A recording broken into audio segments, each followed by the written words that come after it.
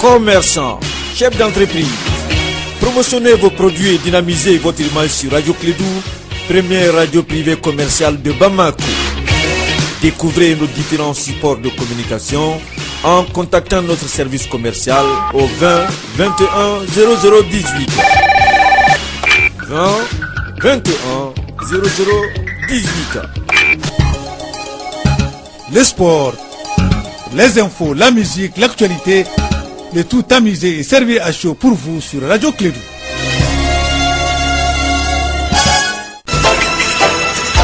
Radio Clédou, le journal avec Sotelma Malitaire. Mesdames et messieurs, fidèles auditeurs, et condition de Clédou et l'ensemble du réseau, bonjour à vous et bienvenue. Musulmans, croyants et pratiquants, nous sommes vendredi, on dit au nom de Dieu, à cause de Dieu, avec Dieu et pour Dieu, nous sommes ensemble. Je vous souhaite l'honneur, je vous souhaite la dignité, je vous souhaite le travail, la réussite et surtout la santé. Bienvenue sur l'ensemble du réseau, c'est le droit d'être informé. Vous avez le droit d'être informé, c'est inscrit dans la Constitution du Mali. L'information est l'affaire de Clédou et aujourd'hui, l'homme qui va vous présenter le journal s'appelle Bakary Sekou Cissé, il vient de Ségou, mais il est à Bamako. Il est en complicité avec Abdoulaye Andan et en direct dans le studio Djelibaba. Abdoulaye Sissoko, Bakary, bonjour. Et bonjour à toutes, bonjour à tous, bienvenue à cette édition. Nous sommes donc un jour de 7-7, journal de 7h du 7e mois 2017. Les titres des deux signataires donc de l'accord de paix ont à nouveau violé donc le cessez-le-feu. Donc des combats ont débuté hier jeudi près d'Akalok dans le nord de notre pays. L'ONU tire la sonnette d'alarme et menace des sanctions. Et puis dans la région de Ségou, le retour de l'administration et des services locaux dans certains cercles donc a commencé hier. Le gouverneur de la région était en visite dans la localité de Sokolo dans le cercle de Ignono. Nous allons retrouver sur place Douba Damele, notre correspondant dans la région pour des précisions. Et puis hier jeudi donc ont été proclamés par les ministères de l'Éducation nationale à travers la direction du Centre national des examens et concours les résultats de la session de juin 2017 du diplôme d'études fondamentales communément appelé DEF. C'est le titre de ce journal. Le développement dans un instant avec Bakary Cissé.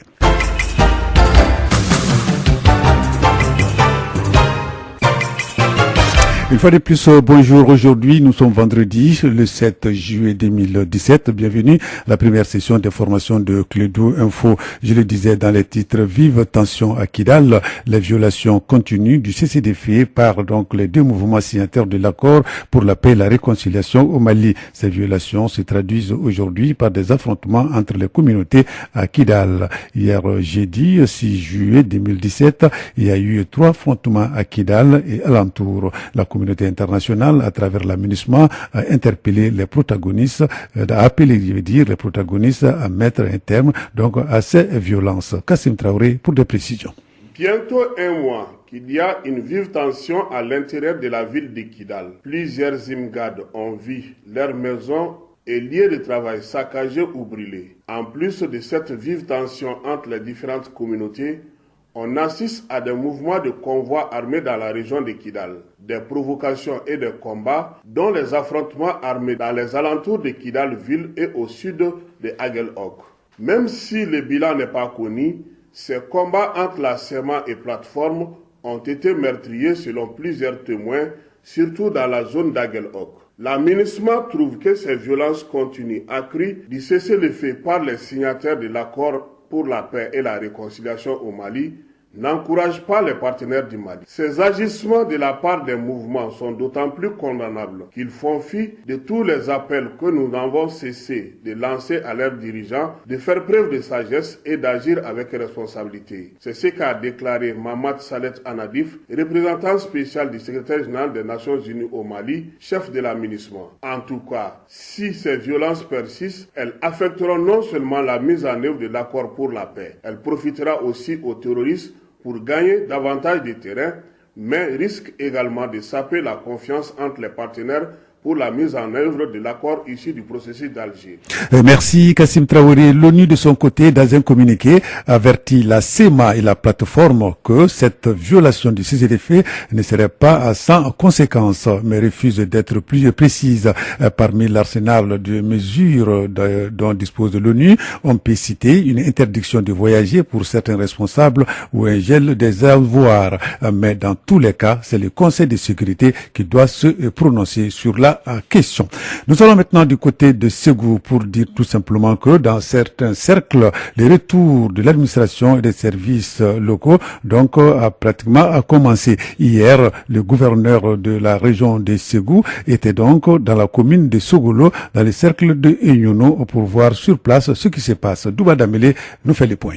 Accompagné par le préfet de Nyono Bourema Angoiba et le maire de Sokolo Draman Sempara, le gouverneur de la région de Ségou, à la personne de Georges Togo, s'est entretenu avec les couches socio-religieuses et coutumières de la commune de Sokolo, ainsi que toutes les populations de cette commune sur le retour de l'administration avec les autorités locales dans la commune. Cette visite du gouverneur a permis de faire l'état des lieux des habitats, bureaux, services devant abriter les responsables administratifs, les services sociaux de base. Le constat assorti de cette visite guidée est que seuls le poste de douane et le centre d'accueil sont dans un état acceptable. En tous les cas, le retour de l'administration est ainsi amorcé dans les zones abandonnées de Nyono et de Massina dans la région de Ségou. De Ségou, Douba Dambélé pour la radio Clédou. Voilà, merci Douba Damele. Je le disais dans les titres hier, jeudi 6 juillet 2017, ont été proclamés par le ministère de l'Éducation nationale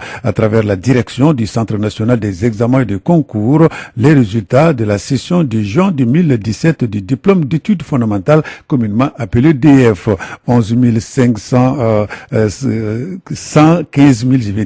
595 postulants donc ont été admis sur les 258 102 candidats, dont soit un taux de réussite de 47,95%. De l'avis du directeur du Centre national des examens et de concours, Mohamed Maïga, les résultats de 2017 sont meilleurs que ceux de 2016, car, dit-il, l'an passé, il y a eu 30,02% de réussite. Selon toujours le directeur, ces résultats ont été obtenus grâce aux motivations d'abord des élèves, des enseignants, mais aussi des parents d'élèves et des programme de cours d'urgence organisés par les autorités à l'endroit des candidats. Sur un autre plan, une coalition nationale vient d'être née pour les soins essentiels dans la communauté. Le lancement officiel a eu lieu, c'était hier matin, à l'hôtel Radisson Blu. Elle a comme objectif de renforcer et de pérenniser la stratégie des soins essentiels dans la communauté pour la réduction de la mortalité et de la mortalité, je veux dire, et de la morbidité. Voilà, c'est ce que dit Fanta, des termes scientifiques. Donc Fanta va nous donner des précisions par rapport donc à ce qui s'est passé hier à l'hôtel Radisson. L'introduction des soins essentiels dans la communauté au Mali, il y a de cela quelques années, a pu réduire considérablement le taux de la mortalité maternelle, néonatale et infantile. Yaya Zankonare, président de la FENASCOM. Malgré ces avancées majeures, le constat montre qu'il reste encore des défis à relever dans l'atteinte des objectifs assignés. Il s'agit entre autres de la fourniture de services de soins de santé, continue de faire face à divers obstacles, surtout dans les communautés les plus nécessiteuses et les plus marginalisées. Certains enfants maliens n'ont toujours pas accès aux soins d'importance vitale.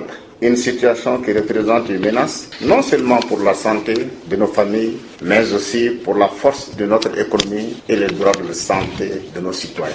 Le plan d'action 2016-2020 pour les soins essentiels dans la communauté se chiffre à plus de 16 milliards de francs CFA, dont 10 milliards pour le salaire des agents de santé communautaire. La part des partenaires se chiffre à plus de 7 milliards de francs CFA. Cet apport démontre leurs intérêts à cette stratégie. Maria Massireba du Bureau Santé USAID. Les défis et obstacles sont inhérents à toute intervention de santé publique. Il nous reste plus qu'à mieux nous organiser, à mieux coordonner nos actions et à mutualiser nos efforts pour faire face à ces défis. Selon le représentant du ministre de la Santé et de l'Hygiène publique, Dr Salif Samake, les soins essentiels dans la communauté est devenu le cheval de bataille de l'ensemble des pays membres de l'OMS. Et il y a un grand mouvement qui est en train d'arriver pour vraiment mieux positionner les agents de santé communautaires. Et déjà, les chefs d'État au niveau de l'Union africaine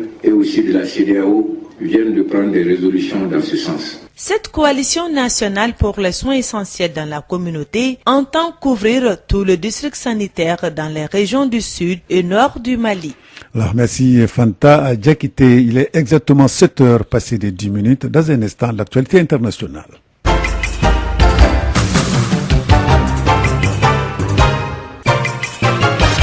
Deux mois sans faire une seule apparition télévisée, le président nigérian Muhammadu Buhari est toujours à Londres pour un congé médical. La nature de sa maladie n'a pas été révélée. C'est le vice-président Yemi Osinbajo qui assure l'intérim et élargit son champ d'action. Jusque-là, il était en tout cas cantonné aux dossiers économiques.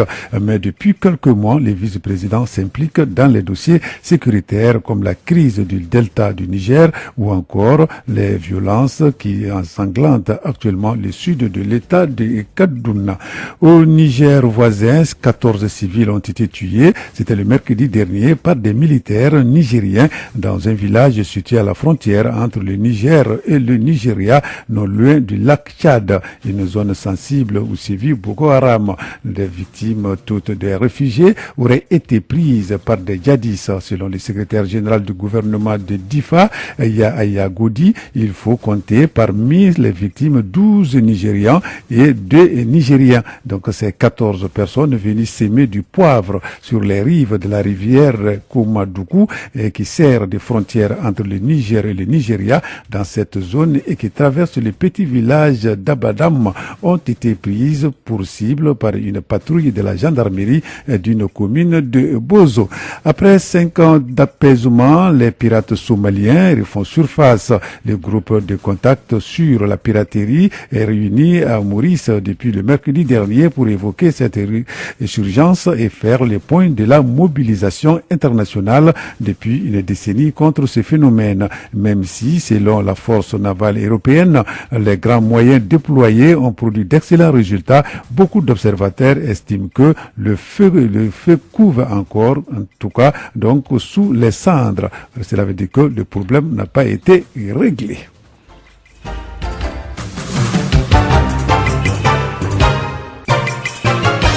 Retour ici à Bamako, le nom du successeur du président sortant du CNJ sera connu à Sikasso ce week-end à travers un conseil extraordinaire. Depuis la démission le 15 juin dernier de Mohamed Salia Touré, son poste reste donc vacant. Le comité exécutif du bureau s'est réuni à Bamako pour fixer la date du 8 juillet 2017 pour tenir son conseil extraordinaire. Nous allons suivre les explications ici de Suleiman Satiki Sidibé. Il est le premier vice-président du Conseil national de la jeunesse du Mali.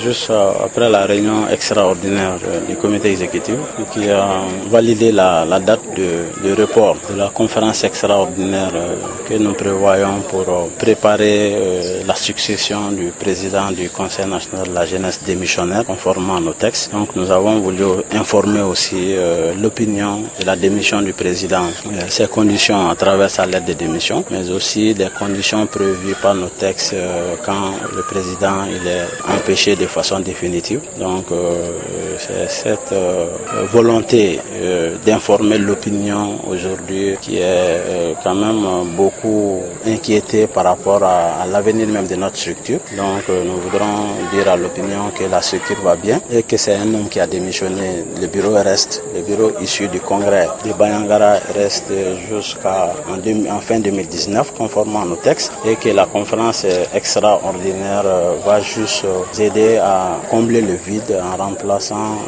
le président du Conseil national qui a démissionné. Et cette conférence est prévue à Sikasso.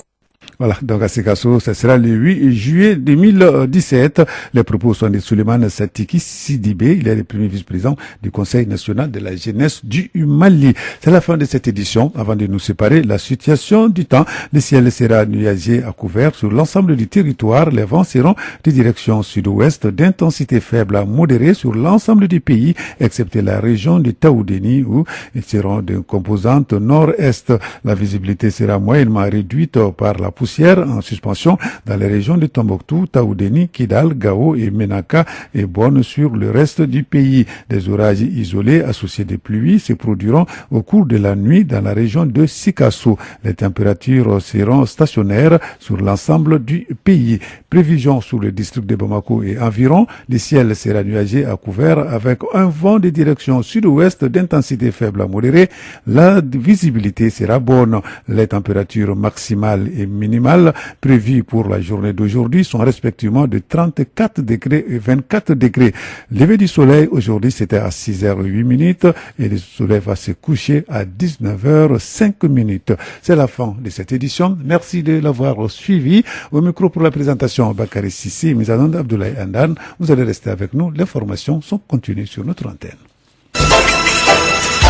Radio Kédou, le journal avec Sotelma Malitel.